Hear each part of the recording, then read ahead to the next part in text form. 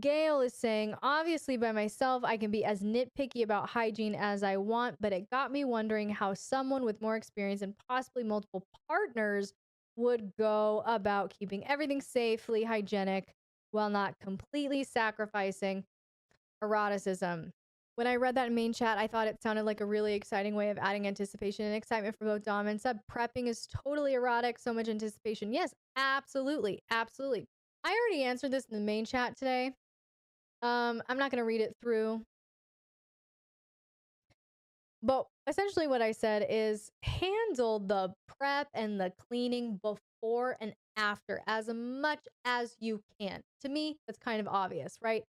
During your scene planning, this is part of the setup is what tools and toys will I need? Are they clean? Are they hygienic? Are they ready to go?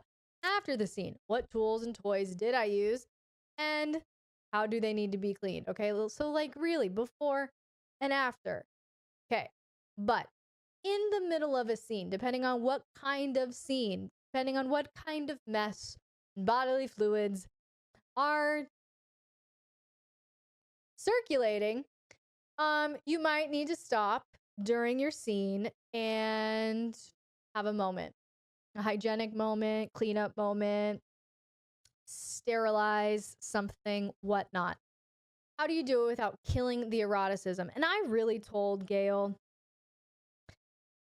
it's really about the tone and how you can communicate it. Practically, you can distract the submissive very easily with blindfolding them and telling them to go edge themselves, or telling the submissive to go stand in the corner with their nose to the wall and recite a mantra of devotion for you. Like, you can distract the submissive.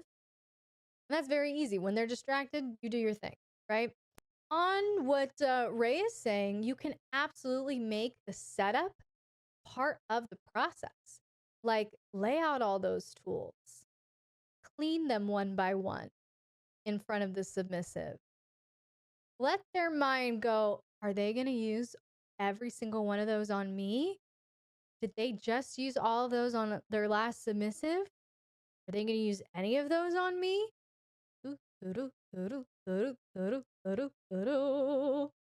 Okay. That's another great strategy.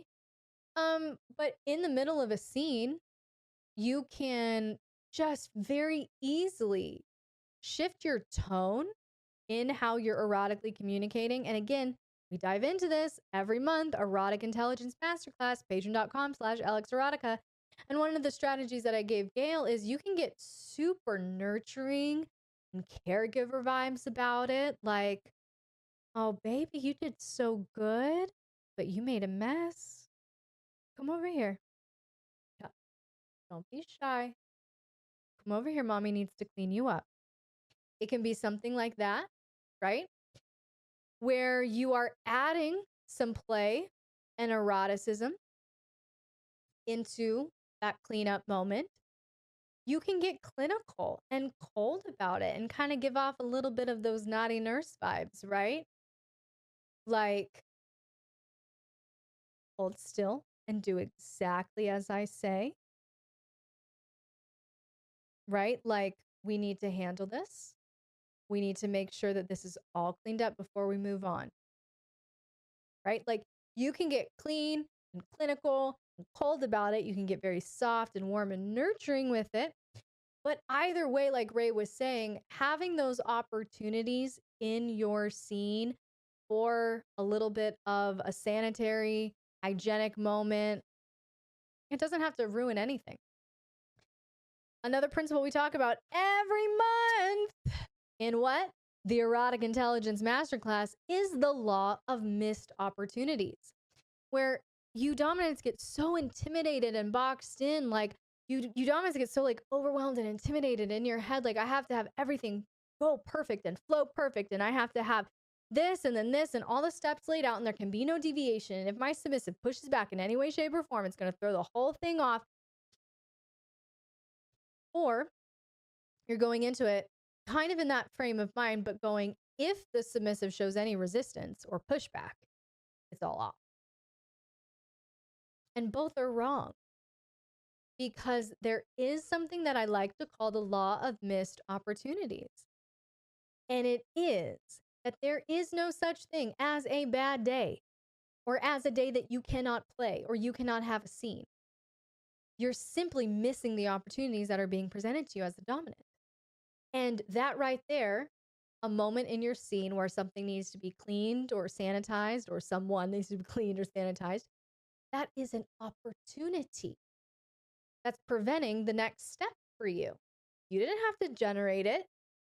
It's an opportunity that was presented to you. Dominance, your job gets so much easier if you just are present enough and aware enough to receive the opportunities that naturally come to you, because they do all the time. All the time. There are free flowing opportunities for you to be dominant. There are so many opportunities just for my own personal life in so many different, write it down for me, Ray, in so many different dynamics that I have. I'm working with friends, I'm working with like actual people that I'm paying, volunteers, whatever. I have friends, all these different dynamics, right? The opportunity for me to be dominant comes up so often in all these different dynamics. It's up to me to go, here's how I'm going to hone it for this situation. That's a little bit too sexual for a friendship, so we're going to tweak it like this or whatever. But these organic opportunities are always coming by. They're always flowing. Are you aware and present enough to spot them? And so really that's the advice I would give. Really, and that's been the theme this whole time, but for this one too, is if there comes a moment where something needs to be adjusted or cleaned or sanitized or whatever, you can make it incredibly erotic. You can distract the submissive. You can engage in a different tone or energy or vibe. But all of these are opportunities for you to seduce and really build more and more of that erotic tension. It does not have to be perfect. You can make an entire scene out of anything. Anything.